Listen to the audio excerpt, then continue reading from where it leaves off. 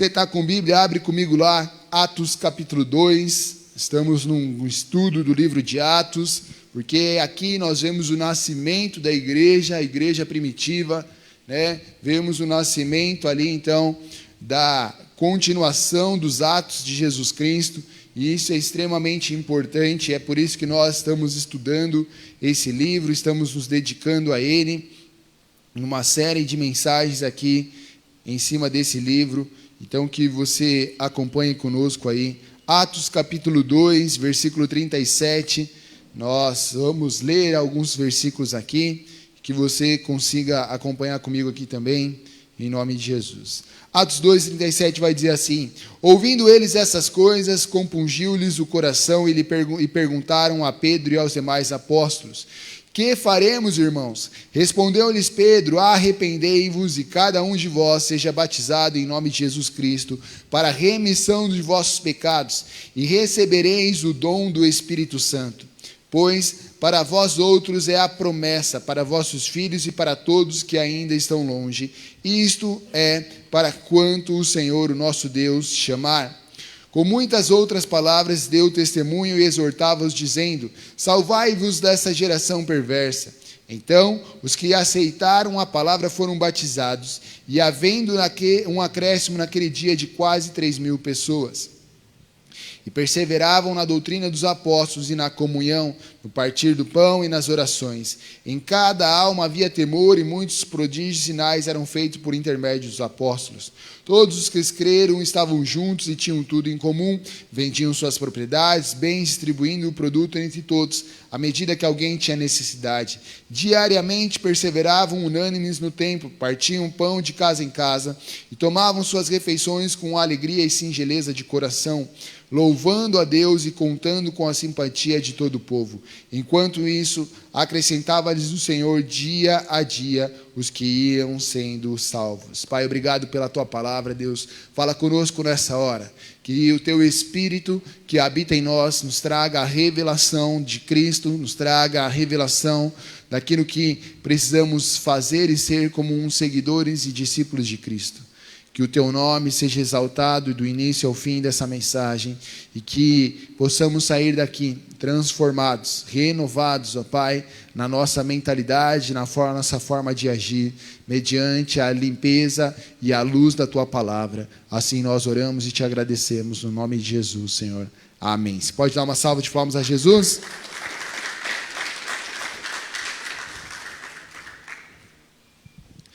Bom, aqui nós vemos então, e esse texto, meu querido, ele pode ser dividido em dois textos, tá? Quando nós lemos essa passagem, nós podemos nos ater, e é isso que faremos. Nós vamos nos ater do versículo 37 ao 41, e depois nós prosseguiremos do 42 até o 47. Mas para entendermos então o que de fato está acontecendo, nós precisamos voltar um versículo antes. Volta comigo aí, Nico. Um versículo antes, que vai falar o 36. Nós vamos entender aquilo que ele vai dizer. Sabe? E aqui nós vemos o discurso de Pedro, né? Você que talvez não estava nos cultos passados, nós vemos aqui o dia de Pentecostes, onde o Espírito vem sobre os discípulos. Eles estavam ali, as pessoas são atraídas àquele lugar, as pessoas são levadas àquele lugar através da exaltação, da glorificação, da adoração que 120 pessoas estavam fazendo. E o Espírito vem sobre eles, e a voz deles é amplificada como se tivesse um grande sistema de som. Pessoas são atraídas até ali. E aí Pedro se levanta, né, para trazer uma mensagem. Ele começa a falar a respeito de Cristo. E ele vai dizer no versículo anterior: saiba com certeza toda a casa de Israel, que a esse Jesus, a quem vós crucificastes, Deus o fez Senhor e Cristo. E aí nós entramos no versículo 37, aonde as pessoas, ao ouvirem tudo que Pedro diz, ao ouvirem o discurso de Pedro, essas pessoas então começam a ser constrangidas em seu coração. Essas pessoas começam então a ser tocadas em seu coração e apresentam algo, uma pergunta, trazem uma pergunta a Pedro e aos demais discípulos, dizendo: O que faremos, irmãos? Sabe, o que Pedro falou e o discurso de Pedro apontou para Cristo. E o versículo 36 vai dizer: ei, esse Jesus do qual vocês crucificaram, Deus fez dele Senhor e Cristo, o ungido, aquele que era separado, o Messias, aquele que eles tanto aguardavam. Quando nós falamos do reino de Deus, meu querido, e nós falamos da cruz de Cristo, a cruz muitas vezes ela simboliza algo, e muitos usam a cruz como um símbolo de vitória. Eu tenho uma cruz porque isso representa a vitória sobre o pecado, a vitória sobre a morte, e isso também é verdade. A cruz também representa essa vitória. A cruz também é um sinal de que Cristo venceu, né? Porque ele não ficou pregado na cruz. A cruz vazia tem essa representação. Mas quando nós falamos da cruz de Cristo, nós também precisamos nos lembrar que essa cruz, ela é um sinal de arrependimento. Para muitos, a cruz é um amuleto, né? Cruz de Jesus, o sangue de Jesus, né? Tem poder e tudo mais. As pessoas usam isso como um amuleto de proteção, um amuleto, né, para trazer bênção, para trazer sorte, ou para declarar que você é vitorioso, porque Jesus morreu na cruz. E está certo, Jesus morreu na cruz, nós celebramos a ceia hoje, mas a cruz também precisa nos trazer o entendimento do que? De arrependimento. Porque Cristo morreu para nos libertar do pecado, para que sejamos então livres de nossas ações pecaminosas. Até a morte de Cristo, nós éramos escravos e condenados pelo pecado. O salário do pecado é a morte. Mas a partir da cruz de Cristo, então nós temos acesso a Deus, acesso ao Pai, acesso à vida eterna, e isso fala de uma ação de arrependimento. Isso fala de uma ação de transformação. É por isso que Pedro vai dizer: arrependei-vos. Arrependei-vos e sejam batizados em nome de Jesus. Ele estava chamando então aqueles homens a um arrependimento. Quando nós falamos, meu querido, da cruz de Cristo, nós precisamos entender que nós estamos falando de arrependimento. Toda vez, meu querido, que a cruz é apresentada, ela precisa mexer com algo dentro do nosso coração. A mensagem de Pedro falava sobre a morte de Cristo. A cruz representa a morte de Cristo. E um cristão verdadeiro, meu querido, ele não pode olhar para a morte de Cristo e entender que a morte de Cristo é somente uma vitória, somente um benefício para ele. Mas a morte de Cristo tem que mexer conosco para nos mostrar o quão falhos e pecadores nós somos. Porque afinal de contas, Cristo só morreu naquela cruz por causa dos meus e dos seus pecados. Cristo só estava naquela cruz para se fazer maldito em meu e em seu lugar. Ele morreu e foi condenado injustamente, ele não tinha pecado algum. A cruz de Cristo, meu querido, mostra o lugar que eu e você deveríamos estar, mas pela graça e pelo amor de Deus, Cristo esteve naquele lugar. E é por isso que um cristão, um discípulo, olha para a cruz de Cristo entendendo que ele precisa se arrepender, que ele precisa ser transformado, que ali há oportunidade de mudança e transformação na sua vida. A cruz de Cristo, meu querido, nos mostra a graça de Deus sobre nós, o amor de Deus sobre nós, e qual é a resposta que nós daremos em relação a esse amor. A Bíblia vai dizer que alguém que conhece a Cristo, mas volta à sua vida pecaminosa, volta a fazer as coisas que são contrárias à lei e à lei moral de Deus, essa pessoa está dizendo que a obra de Cristo não teve efeito nenhum.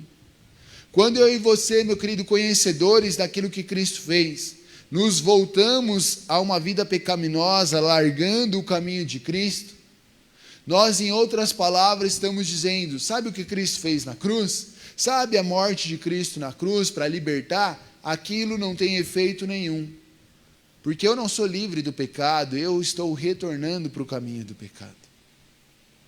E isso, meu querido, não é algo que seja agradável ao coração de Deus. Então é importante que nós possamos entender que a cruz de Cristo, meu querido, fala sobre esse arrependimento. E arrependimento, meu querido, fala sobre repensar. O contexto dessa palavra no original fala sobre repensar. E não só repensar, mas no sentido de repensar e mudar. Repensar e agir de forma diferente. Arrependimento fala tanto uma mudança de ideia quanto uma mudança de ação. Quando nós falamos de arrependimento, meu querido, nós não estamos falando de uma tristeza somente do seu coração, mas sim de uma mudança de atitude. E agora a gente está chegando numa reta final de ano, onde você normalmente faz uma avaliação do ano, como foi o seu ano, de como foi a sua vida, o que deu certo nesse ano, o que não deu. Você começa a projetar as coisas do próximo ano, você olha desde janeiro, tudo aquilo que você pensou em fazer, como foi, como que aconteceu as coisas no seu trabalho, na sua vida. Mas, meu querido, nós vamos olhar e pensar, e aqui, para o próximo ano, o que eu preciso fazer de diferente? Quais são as coisas que eu preciso mudar para o próximo ano? Porque se você sair daqui e me disser, puxa, essa palavra não falou comigo. Querido, para um cristão verdadeiro, toda vez que se fala de arrependimento, isso tem que mexer conosco. Porque todos nós precisamos nos arrepender. Todos nós temos motivo e temos algo do que precisamos mudar e ser transformados. Aquele que não peca, que diz que não peca, já se faz mentiroso. Porque todos nós pecamos, todos nós erramos, meu querido. E o convencimento desse pecado, desse erro, vem através do Espírito Santo que habita em nós. E quando nós nos arrependemos, é o Espírito Santo agindo em nós. E aí nós precisamos estar atentos àquilo que Ele está falando conosco. Eu sou o primeiro, meu querido, a dizer, eu preciso me arrepender. Eu preciso ser o primeiro a olhar e dizer, ei, a cruz de Cristo precisa trazer mudança na minha vida. Como seguidores de Cristo, como aqueles que são discípulos de Cristo, como aqueles que querem viver com Cristo, meu querido. Em todo momento nós precisamos olhar para a nossa vida e avaliar e pedir para que o Espírito Santo nos mostre o que precisa mudar em nós. O que precisa ser transformado em nossas vidas? Qual é a ação de arrependimento que nós precisamos ter? Quais são as ações que precisam ser feitas diferentes em nós? Quando há arrependimento, então há remissão de nossos pecados. Aí então nós recebemos o perdão de Deus. O que passou fica para trás. Só que, lógico, a consequência do que fazemos, meu querido, não pode ser apagada. A consequência de nossos atos vão permanecer. Mas o mais importante, meu querido, é termos e entendermos esse perdão. E para recebermos o perdão de Deus, precisamos estar arrependidos. Precisamos verdadeiramente nos arrepender. Precisamos verdadeiramente reconhecer que temos falhas, que precisamos crescer, que precisamos conhecer mais de Cristo, que precisamos ser transformados dia após dia pela palavra do Senhor. Um dos grandes problemas que a religiosidade traz em nossos dias é que nós olhamos para todos que estão à nossa volta. Nós conseguimos enxergar os erros de todos que estão à nossa volta, mas não conseguimos enxergar os nossos próprios erros. Qual era a ação dos religiosos da época em relação a Jesus? Eles viam os erros de Jesus, mas eles não enxergavam os seus próprios erros. É por isso que Jesus vai dizer, ei, você quer enxergar a trave no olho do seu irmão, você quer falar do seu irmão, mas não enxerga a si mesmo. Na tentativa de justificar nossas falhas, na tentativa de mudar o cenário, e do orgulho e da nossa vaidade, nós apontamos o erro dos outros e não reconhecemos nossas falhas, não reconhecemos nossos pecados, não estamos dispostos a nos arrepender. Arrependimento, meu querido, fala de uma ação do Espírito em nossas vidas, mas também fala, meu querido, de uma disposição nossa diante de Cristo. Fala de uma disposição de abertura de nosso coração para Cristo. E é por isso que nós não podemos tirar a cruz de Cristo de nossas vidas. É por isso que nós precisamos entender o ato de Jesus Cristo naquela cruz sendo muito além do que um ato de vitória, mas um ato de transformação que deve ecoar em nossas vidas. Sabe, o que talvez, meu querido, eu e você estamos fazendo, que ainda nós precisamos buscar arrependimento. Quais são ainda as ações que temos tido, que temos deixado e temos normalizado? Quais são as coisas que a cruz de Cristo talvez ainda não nos despertou para mudar? E aí não é olhar e condenar e julgar aos outros, mas é olhar para dentro de si. É olhar para dentro de você, é clamar por um direcionamento do Espírito Santo na sua vida. É clamar para que o Espírito se mova em você e você tenha a plena certeza daquilo que precisa ser feito diferente. Todos nós, meu querido, precisamos dessa ação em nossas vidas. Todos nós precisamos, meu querido, de uma iluminação do Espírito em nossas vidas. Mas para isso nós precisamos buscar a Deus. Para isso nós precisamos estar dispostos a ouvir o Espírito falar conosco. Quantas vezes o Espírito já te confrontou, o Espírito Santo já te mostrou algo do qual você precisava se arrepender, mas você se manteve na mesma prática. Você se manteve com as mesmas ações. É por isso que Romanos 12:2 vai nos falar sobre uma renovação na nossa mente, uma transformação na forma de pensar. Porque esse é o caminho de Cristo. Cristo aceita a todos, mas Ele nos aceita para sermos transformados por Ele. Cristo nos aceita do jeito que somos, mas a partir da cruz de Cristo precisamos ser diferentes. A partir do entendimento da obra de redenção de Cristo, nossa vida precisa ser diferente. O discurso de Pedro foi um só, meu querido. Falar a respeito da cruz de Cristo. E quando falamos da cruz de Cristo, automaticamente falamos sobre arrependimento. Na geração em que vivemos, meu querido, todo mundo tem razão de todas as coisas. As pessoas querem estar certas o tempo todo. E cada vez mais o orgulho tem entrado no coração das pessoas, aonde elas não são capazes de reconhecer suas falhas. E, consequentemente, se arrepender de seus erros. Porque o primeiro passo de um arrependimento é reconhecer que aquilo está errado. É reconhecer que aquilo não agrada o coração de Deus. Mas é muito mais fácil eu deixar isso de lado, é muito mais fácil eu não me arrepender. É muito mais fácil eu dar a desculpa, eu jogar a responsabilidade para os outros. Em outras palavras, Pedro estava dizendo: ei, sabe o Cristo que vocês mataram?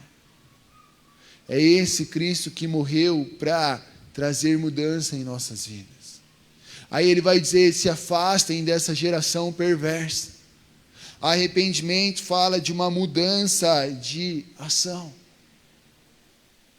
E haverão momentos, meu querido, que o arrependimento em nós vai nos provocar a ter atitudes de se afastar de algumas coisas. Se eu não domino algo, aquilo passa a me dominar. Se eu não tenho controle, então, sobre determinadas coisas, se eu não consigo dizer não para algumas coisas, então é melhor que eu me afaste dessas coisas. é melhor que eu então deixe elas de lado. Pedro estava dizendo: ei, há uma geração corrompida e perversa. Há pessoas no meio de vocês, coisas que são contrárias àquilo que Deus espera. Se apartem disso. Arrependimento. Não é que o Evangelho quer te dizer que você não pode fazer isso ou aquilo. Não é que a religião... Não, meu querido. Quando você entende de fato quem é Cristo na sua vida, quando você entende de fato a obra de Jesus Cristo na sua vida, então você deixa coisas para trás, então você muda as situações. Versículo 40, ele vai falar sobre isso, Sandinho, coloca ali, ele vai dizer assim: e com muitas outras palavras testificava e os exortava, dizendo: salvai-vos desta geração perversa. Sabe, meu querido, não é alguém que vai ditar o que você tem que viver. Não é alguém que vai ter que dizer o que você deve fazer ou não deve fazer.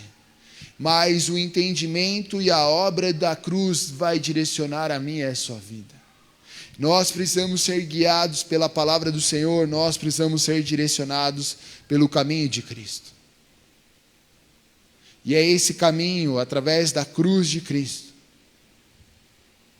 que vai nos mostrar daquilo que precisamos abrir mão, daquilo que muitas vezes precisamos deixar para trás, daquilo que muitas vezes precisamos passar e vencer.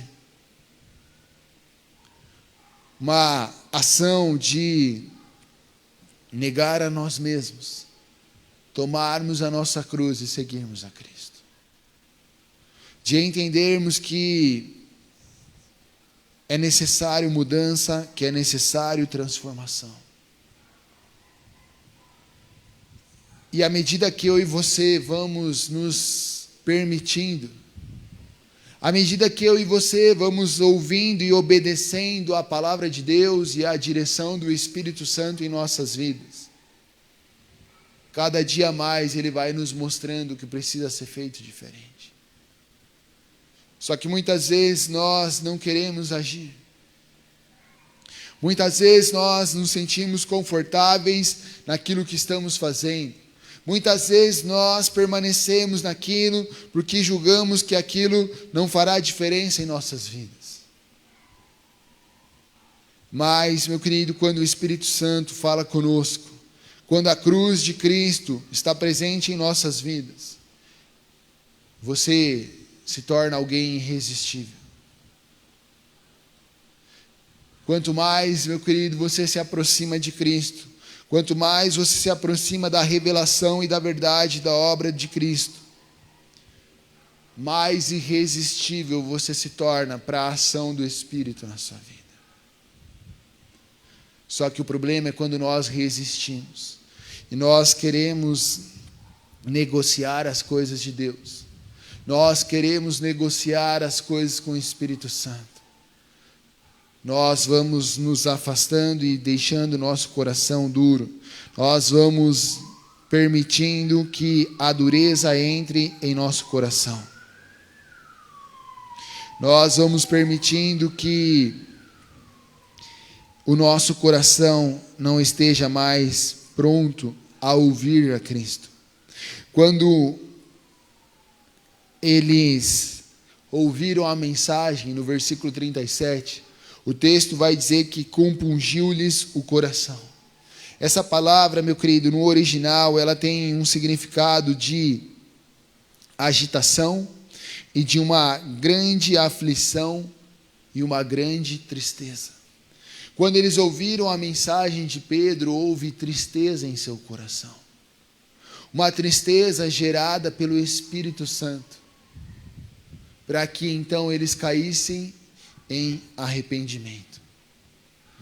Sabe, quando eu e você, meu querido, já não nos entristecemos mais pelas ações erradas que fazemos, quando eu e você já não nos ficamos mais tristes por desagradar a Deus, esse é o grande risco que nós corremos. Quando você já não dá mais voz ao Espírito Santo, e aquilo já não faz mais diferença em você, você está correndo um grande risco de se afastar da cruz de Cristo e se perder no caminho de uma vida pecaminosa.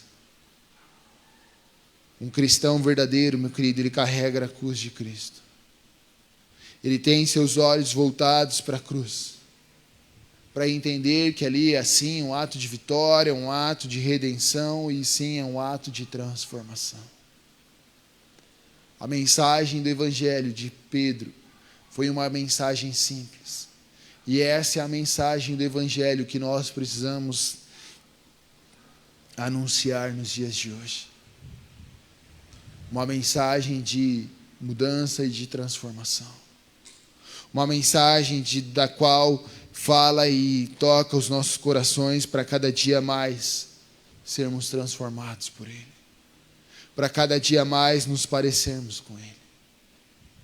Só que o texto prossegue aí na próxima janela do texto, do versículo 42 ao 47, nós vamos ver como então a igreja, a partir daquele momento, se move.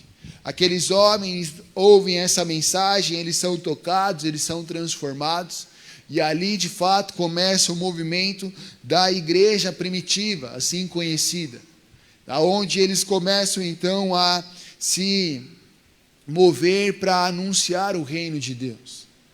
E eles começam a agir, e esse é o exemplo que eu e você precisamos viver. Eles não estavam levantando uma bandeira de uma igreja, eles não estavam levantando a bandeira de uma religião, mas eles estavam vivendo o reino de Deus de uma forma prática. Eles estavam vivendo o reino de Deus de uma forma dia a dia. O texto vai dizer ali que eles perseveravam então na doutrina dos apóstolos. Isso fala, meu querido, sobre o conhecimento. Eles estavam aprendendo então com aqueles homens que andaram com Cristo.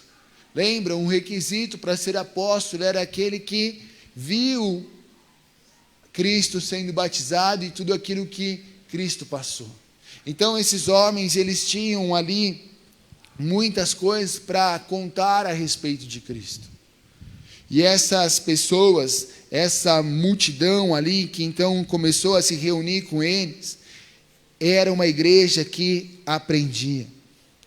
Eles permaneciam, eles persistiam sendo ensinados. Eles persistiam buscando conhecimento. Eles persistiam ouvindo as coisas relacionadas a Deus. Eles continuaram ali, então, aprendendo com os apóstolos. Em nossos dias, meu querido, nós precisamos continuar aprendendo. Em nossos dias, muitas vezes as pessoas, pela era da informação, aonde nós temos acesso a muitas informações rápido demais, nós estamos cheios de informação e vazios de ensino e conhecimento. Nós sabemos muitas coisas, mas nós não praticamos elas. Ensinar e conhecer naquele período e naquele contexto era viver de forma prática aquilo.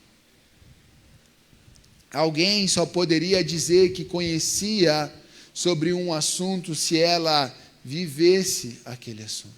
Se a vida dela, de forma prática, expressasse aquele conhecimento. Hoje todo mundo tem acesso à informação. E hoje todo mundo fala de tudo. E todo mundo fala e traz informação sobre muitas coisas. Você então fala assim, puxa, eu vou agora começar a fazer exercício para o próximo ano. E se você comenta isso na roda, com as pessoas que estão ao seu redor, sempre alguém vai te dizer algo. Puxa, então você faz isso, você faz aquilo, daí você come isso, você toma aquele chá, você faz aquilo lá. Todo mundo tem informação para te dar. Todo mundo tem alguma coisa para te dizer. Mas se a gente for levar ao pé da letra o que de fato isso representava, só poderia te dizer alguém que vivesse aquilo, que sua vida expressasse aquilo. Então eles estavam buscando aprender e conhecer mais. Por quê? Porque eles queriam tornar prática a vida de Cristo. Eles queriam então viver de forma prática e total aquilo que eles ouviam dos apóstolos. Hoje, meu querido, as pessoas, por muita informação, não querem mais parar para aprender muitas vezes. Não querem mais parar para ouvirem as coisas. E por muita informação, nós muitas vezes não colocamos em prática nada daquilo que ouvimos. Somos uma geração que sabe muito e pratica pouco. Somos uma geração que tem muita informação, mas que deixa de fazer muitas coisas. A igreja primitiva, meu querido, ela estava aprendendo e praticando aquilo que aprendia. Esse é o modelo de igreja do qual eu e você precisamos viver. Sabe, propusemos e trouxemos nesse ano um momento de ensino, discipulado, um nível básico, trazendo algumas coisas. Para quê? Para que você aprendesse e praticasse aquilo que você ouviu. Daí fizemos algo novo, um discipulado 2, trazendo ainda mais conhecimento, para que você pratique aquilo que você está ouvindo. Para que você não só conheça, mas para que aquilo se torne prático na sua vida. Para o próximo ano, meu querido, vamos trazer ainda mais coisas de conhecimento para sermos transformados, para de fato vivermos aquilo que Deus tem para nossas vidas. Porque uma igreja que quer seguir o caminho de Cristo não pode parar de aprender com Cristo. O dia que eu e você dissermos, já sabemos tudo, estamos atestando que não sabemos nada. O dia que alguém diz, eu não preciso mais aprender, essa pessoa está assumindo que ela não sabe de nada. Querido, eu não sei como, eu não sei em que momento, mas para o próximo ano eu desejo, meu querido, fazer mais, fazer uma faculdade, fazer uma pós-graduação, porque eu preciso me capacitar também na minha área profissional. Mas e aí, meu querido? Poderia dizer, eu não tenho tempo. A vida é tão corrida. Sei, meu querido, eu não posso parar de aprender. Eu não posso parar de buscar não só a informação, mas o conhecimento de uma forma prática. Nós não podemos parar, meu querido, de aprender. A igreja primitiva nos dá esse exemplo, a partir desse momento em que eles estão ali, de fato, ouvindo. O texto prossegue e diz que eles estavam em comunhão. Eles estavam ali reunidos em comunhão, no partir do pão, eles estavam juntos. Eles permaneceram juntos. Uma igreja, meu querido, só é uma igreja verdadeira quando ela se torna um grupo de irmãos. Porque então houve um linguajar de irmão? Porque ali eles reconheciam então a paternidade de Deus sobre suas vidas. E eles se tratavam como verdadeiros irmãos. Uma igreja, meu querido, de fato, que vive o cristianismo, é uma igreja onde as pessoas estão ali e conseguem se relacionar como seus irmãos. Não de uma boca para fora, não de uma conduta religiosa. Tá vindo o irmão. Não, meu querido. Irmão é aquele que você briga, mas é aquele que você resolve. Irmão é aquele que você exorta, é aquele que te ensina. Irmão é aquele que está contigo nos momentos bons e nos momentos ruins. Nós não temos muitas vezes um bom parâmetro de família nos dias atuais. Mas num contexto, o irmão era isso. Irmão, meu querido, estava ali um para auxiliar o outro. Naqueles tempos, as famílias eram grandes. Então, um irmão aprendia com o outro. Meu pai, teve 15 irmãos, meu querido. Ele aprendeu muitas coisas, não com meu avô e com a minha avó, mas com os irmãos mais velhos. As minhas tias, elas ensinavam, as mais velhas ensinavam os irmãos mais novos. Esse era o contexto das famílias. E aí, meu querido, isso tem se perdido. É aqui, juntos, um com os outros. Nós precisamos ter essa liberdade, meu querido, de sermos irmãos, ter essa maturidade, de nos tratarmos uns com os outros, de falarmos uns com os outros, de poder chegar e dizer, cara, eu não estou gostando disso, eu não estou gostando daquilo. Maturidade, meu querido, irmandade, de ouvir e também de falar, de ouvir e ter compaixão com o próximo. Eles estavam compartilhando ali juntos, dia após dia. Juntos eles permaneceram ali. Nós, meu querido, precisamos seguir esse modelo. E é isso que temos proposto como igreja, meu querido. Aonde eu sou um irmão mais velho aqui, talvez não de idade, mas talvez de guiado e direcionado por Deus para que juntos possamos crescer. Quem está sentado do seu lado é seu irmão, meu querido, também está pronto e pode te ajudar a se desenvolver e a crescer. Assim como você também pode ajudar quem está à sua volta. E como numa grande família, sermos edificados uns pelos outros, sermos aprimorados uns pelos outros, no partilhar das coisas, no partilhar do dia a dia. Eles estavam ali, permaneciam juntos em oração, orando uns pelos outros, orando pelo aquele momento. A igreja primitiva, meu querido, era uma igreja que orava, era uma igreja que entendia que sem Deus nada eles podiam fazer, era uma igreja que dependia exclusivamente da ação de Deus, uma igreja que permaneceu em oração, que entendia que Deus era aquele que poderia guiar eles. Essa igreja partiu de oração, e 120 estavam reunidos, orando a Deus, esperando algo da parte de Deus. Então vem sobre eles o Espírito Santo, e a partir dali eles se movem. Seja sincero com você, meu querido, não precisa me responder.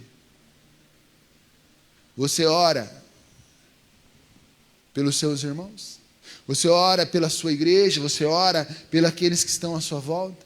Puxa, mas eu não conheço todo mundo. Ok, meu querido, talvez você não precise conhecer por todo mundo. Mas você ora então pelos aqueles que você conhece. Talvez você não ore nem pelos da sua própria casa. Nós precisamos, meu querido, seguir esse modelo. Eles permaneciam juntos em oração. Nós precisamos ter, meu querido, a humildade de pedir oração muitas vezes. De pedir auxílio dos nossos irmãos. Cara, ora por mim. Não há nada de errado nisso. Isso é lindo demais, meu querido. Cara, eu estou passando um momento difícil. Eu gostaria de contar com as orações dos meus irmãos. É isso, meu querido. Do apoio um ao outro. De estarmos reunidos, de sermos uma família, não da boca para fora, mas de podermos auxiliar um ao outro, de agregarmos um na vida do outro. E como toda família, vai ter momentos que vai ter ali uma situação ou outra, mas ter a irmandade, chegar e olhar nos olhos do outro e falar, cara, me perdoa. Ter compaixão do meu irmão, me colocar no lugar dele. É isso que a igreja primitiva vivia e que ela nos ensina, meu querido. Uma igreja que orava, uma igreja que buscava. Quanto mais nós oramos, mais intimidade nós temos. A oração, meu querido, é algo que traz intimidade. Quando um marido ora pela sua esposa, quando uma esposa ora para o seu marido, meu querido, algo acontece. Eu não estou falando de algo super místico, eu estou falando de algo realmente espiritual que acontece. A igreja permanecia ali em oração. A igreja era uma igreja reverente. Eles reverenciavam a Deus, meu querido. Eles estavam ali buscando ao Senhor. E a cada dia havia temor, no versículo 43, havia temor entre eles. Havia reverência a Deus, eles entendiam quem era Deus. Eles tinham esse temor de entender quem era Deus. Temor não é ter medo, mas é reverenciar a Deus. Eles sabiam que eles precisavam da ação de Deus em suas vidas. Eles eram dependentes de Deus, em outras palavras. Reverência, o maior ato de reverência a Deus é quando eu dependo de Deus. O maior ato de reverência é quando eu me submeto à ação de Deus. Quando eu deixo o controle na mão dele, quando eu me submeto à vontade de Deus. Porque então eu reconheço a grandeza de Deus, a soberania e o senhorio de Deus. Então eu reconheço as minhas limitações e incapacidades. Então eu reconheço que eu preciso da graça de Deus na minha vida. E muitas vezes, meu querido, nós deixamos o temor de lado. Muitas vezes nós vamos deixando Deus de lado e já não reverenciamos mais Deus como sendo Senhor soberano. Brincamos com as coisas de Deus. Brincamos, com a ação de Deus. Porque nós vemos tantos escândalos, porque nós vemos tantas coisas no meio da igreja cristã. Porque o temor se perdeu. E a Bíblia diz que no final do tempo o amor se esfriaria, o temor de Deus se esfriaria. As pessoas perderiam o temor a Deus. Porque quando você liga a televisão, você vê notícias que você fala como isso é possível. Como alguém teve coragem de fazer isso? A grande questão é, cadê o temor de Deus na vida daquela pessoa? Aquela pessoa perdeu o temor a Deus. Sermos uma igreja que teme a Deus, meu querido, é estar dispostos a depender exclusivamente dEle. Reconhecendo que precisamos dEle, reconhecendo que Ele tem o controle de todas as coisas. Essa igreja, então, temia a Deus. Essa era uma igreja, aí você vai ver que os sinais e prodígios aconteciam. Essa era uma igreja, meu querido, que buscava a Deus. E todo aquele que busca a Deus, então encontrará algo de Deus. Esses homens eram homens cheios do Espírito e que criam de forma incondicional que Deus era possível de fazer e realizar as coisas. Porque nós não vemos um caminho de sobrenaturalidade, muitas vezes, no meio da igreja cristã. Porque muitas vezes a fé tem sido deixada de lado. A fé tem sido trocada por uma experiência e por uma emoção. A fé tem sido trocada pelo desejo de obter e ter as coisas. A fé tem sido negociada pelos meus interesses, ao invés de buscar o interesse em comum. Esses homens clamavam para que o reino de Deus fosse manifesto. Esses homens clamavam para que a glória de Deus viesse sobre a terra. Mas quantas vezes nós entramos na igreja pedindo que os meus desejos sejam realizados? Quantas vezes nós estamos buscando que aquilo que Deus tem para a minha vida se cumpra? Mas não estamos querendo buscar aquilo que Deus tem para as nossas vidas se cumpra. Nós estamos preocupados mais com o nosso eu do que com aquilo que Deus pode fazer em nosso meio. Nós estamos mais preocupados com a nossa bênção do que aquilo que Deus pode fazer com todos juntos. Nós só queremos aquilo que nos cabe, mas esquecemos que Deus age de forma coletiva. Os sinais não eram ações dos apóstolos, eram ações da glória de Deus na vida desses homens, que repercutia então na forma coletiva. Muitas vezes também nós não vemos sinais e prodígios e maravilhas, porque nós terceirizamos a responsabilidade das coisas para a figura de alguém que está à frente. Puxa, o pastor que ore, o pastor que busque, o pastor que se capacite, o líder que isso, o fulano que está à frente, isso e aquilo. E nós muitas vezes só queremos chegar, ouvir, receber e ir embora. Todos estavam dispostos, meu querido, a perder a sua própria vida para que o reino de Deus fosse implementado. Muitas vezes nós queremos que os outros façam, mas nós queremos o benefício do que eles fazem. Tem alguém aqui me entendendo que pode dar uma glória a Deus?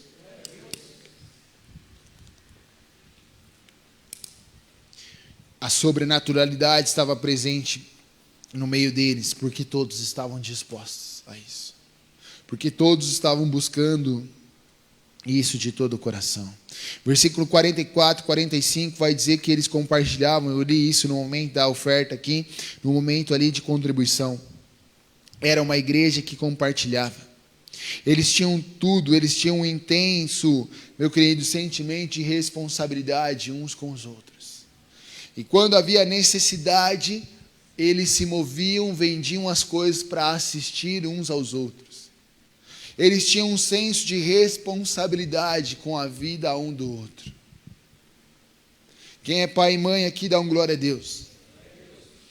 Você não tem a responsabilidade de cuidar do seu filho, sim ou não? Sim.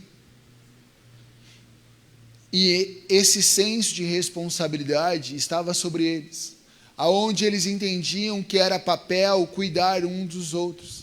Aonde eles entendiam que eles tinham o papel de auxiliar uns aos outros. O contexto deles ali, algumas pessoas passavam muitas dificuldades. Você vai ver na sequência do livro de Atos que eles assistiam, cuidavam e ajudavam muitos órfãos e viúvas. Que eles cuidavam ali de pessoas. E à medida então que eles percebiam a necessidade dos irmãos, eles estavam dispostos a vender as suas coisas. Para o contexto cultural de hoje, talvez isso não se aplique para nós. Mas, meu querido, entender a necessidade um dos outros vai além do que dar dinheiro. Vai além, meu querido, do que contribuição financeira. Fala sobre ter compaixão com o próximo. Fala sobre se colocar no lugar do próximo.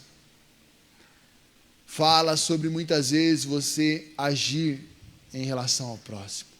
E cada um de nós, meu querido, temos talentos e dons e habilidades que podem auxiliar uns aos outros. Ainda que você olhe para si e fala, puxa, eu não tenho muito como ajudar na vida do meu irmão, eu não tenho muito como agregar na vida do meu irmão. Meu querido, você tem mais do que você imagina.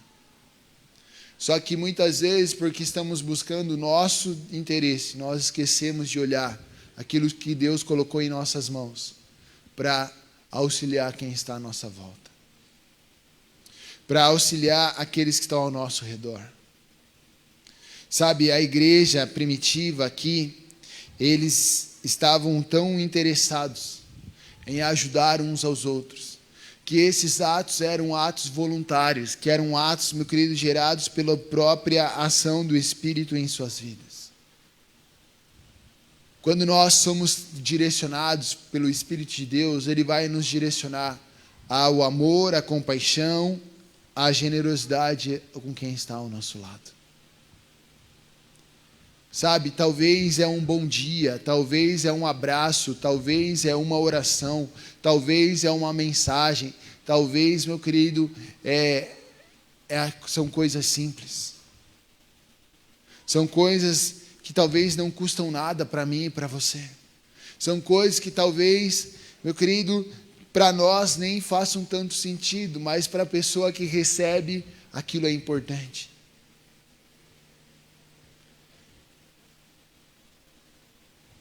Talvez nós, com a correria do dia a dia, com o estresse das demandas que temos, paramos e perdemos esse olhar de compaixão e de responsabilidade com a vida do nosso próximo. Que possamos sondar o nosso coração e pedirmos ao Espírito de Deus que Ele nos traga esse senso de responsabilidade. Possamos entender aquilo que Deus quer fazer em nós e através de nós. Sabe, eu falei isso hoje de manhã e acho que cabe repetir isso, porque alguns não estavam presentes. Eu vi uma palavra, uma mensagem de um pastor e ele dizia assim: se você não tem o desejo de estar com as pessoas da sua igreja, se você não tem o desejo de contribuir com a sua igreja, e se você não tem o desejo de chamar pessoas para estar na sua igreja, talvez você não seja daquela igreja. O que você faz naquela igreja? Sabe, porque está faltando então o senso de responsabilidade com o próximo. Está faltando a empatia, a generosidade, o amor com o próximo. Estamos reunidos e nos reunimos, meu querido, como igreja, domingo após domingo, não para que alguém seja exaltado e glorificado, a que não ser Cristo. Amém? Mas nos reunimos, meu querido, para sermos edificados uns pelos outros. Nos reunimos aqui, meu querido, para conhecermos e auxiliarmos uns aos outros. Nos reunimos em outras ações para isso. Temos tempo de mesa e todas as outras ações para isso. Na última noite dos homens, meu querido, fomos edificados uns pelos outros. Quem trouxe a mensagem foi cada um dos irmãos que estavam ali presentes. E como foi bom nós compartilharmos aquilo que Deus estava falando ao nosso coração. Sendo tocados e edificados pela vida uns dos outros. É isso, meu querido. É isso que precisamos buscar, é nesse nível que precisamos andar. A igreja primitiva, ali no versículo 46, vai dizer que era uma igreja que a adorava. Era uma igreja que buscava exaltar o nome de Cristo. E eles perseveravam unânimes ali no templo, e eles adoravam, ali havia alegria em seus corações. Versículo 47, louvando a Deus em todo o tempo, eles estavam ali, meu querido, adorando e exaltando ao Senhor. Já estou encerrando, meu querido, e ele vai dizer, havia uma alegria de estarem juntos, havia ali uma grande alegria de reconhecerem as obras de Deus em suas vidas.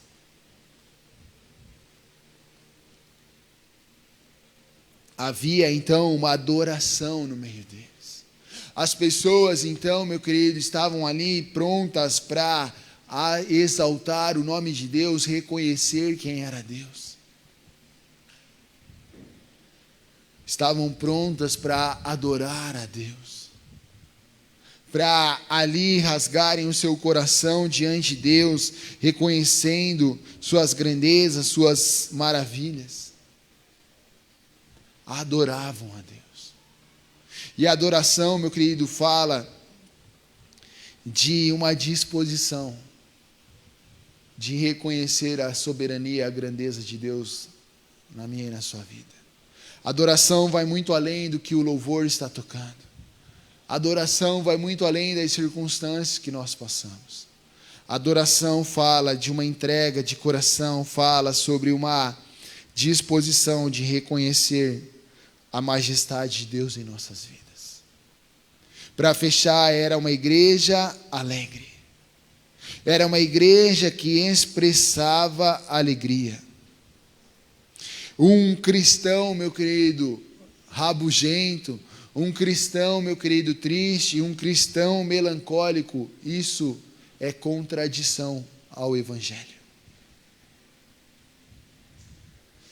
Lógico que nós teremos momentos adversos em nossas vidas, é lógico que nós passaremos por situações que nos gerarão tristeza, amém? Amém ou não? Isso acontece. Porém, um cristão, lá dentro do seu coração, ainda que ele esteja passando por um momento adverso, ainda que ele esteja passando por uma situação triste, lá dentro há uma alegria que lhe faz ter a esperança da vida eterna. Lá dentro há uma alegria que ninguém e nenhuma situação pode lhe tirar, que é a alegria da salvação através de Cristo Jesus. Ainda que você passe por situações delicadas, momentos de luto, momentos de situações que você, está num cenário triste, um cristão verdadeiro, meu querido, lá no seu interior, tem a alegria da vida eterna. Que ainda que nada dê certo, que ainda que nada permaneça, você sabe que você tem um Senhor, um Deus que cuida de você e que um dia você estará com Ele. Talvez isso pareça tão difícil para ser assimilado para quem é muito emocional. Cada um de nós, meu querido, temos características diferentes. Há pessoas que são mais emotivas e há pessoas que são mais racionais. Muitas vezes, para alguém que é emocional, meu querido, é difícil compreender isso. Porém, meu querido, essa verdade, ela vai além da sua capacidade emocional. Essa é uma certeza no seu espírito. E isso, meu querido, é algo que você compreende à medida que você se relaciona com Cristo. E isso é firmado na sua vida à medida que você entende e adora a Deus de todo o seu coração. E essa era uma igreja, meu querido, que estava ali, alegre. A alegria de um cristão, meu querido, vai além das situações exteriores. A alegria de um cristão é saber que era pecador, mas pelo infinito amor de Deus, foi resgatado por uma vida em liberdade do pecado. A alegria de um cristão era saber que estava condenado, mas pela obra da cruz, passou a ser filho de Deus. A alegria de um cristão era saber que o que lhe restava era a condenação, o inferno. Ser levado e julgado pela ira de Deus. Mas a alegria dele vem, porque Jesus Cristo lhe resgatou, lhe redimiu, a graça de Deus atua na sua vida. E ele então pode desfrutar da presença de Deus. A alegria de um cristão, meu querido, vai muito além daquilo que ele está vivendo no seu dia a dia. Porque fala de algo no seu interior, ligado à eternidade. Hoje nós vamos cear. Nós vamos comer de um pão que representa o corpo de Cristo. Nós vamos tomar um cálice que representa o sangue de Cristo. E esse é um momento de grande alegria. Sabe, quando nós estamos diante da ceia do Senhor, é um momento de nos alegrarmos. Puxa, pastor, mas você não sabe o que eu estou passando. Ok, meu querido. Se alegre, não pelo que você está passando hoje, mas sim pelo aquilo que Cristo fez por você. Mas sim pelo aquilo que essa ceia representa na sua vida. Dias difíceis e dias ruins nós teremos. Qual foi a mensagem de Cristo? Ei, tende bom ânimo, eu venci o mundo. E ele não estava dizendo, ei, vocês vão viver só a vida de alegria. Não, vocês terão dias ruins. Mas nos dias ruins, tire os olhos das circunstâncias e olhem para aquilo que é eterno e duradouro. Olhem para aquilo que eu fiz na cruz. Trouxe a vitória que fala sobre a salvação. Trouxe a vitória que fala sobre a eternidade de estarmos com Deus. Diante, querido, desse momento, feche seus olhos, curve sua cabeça.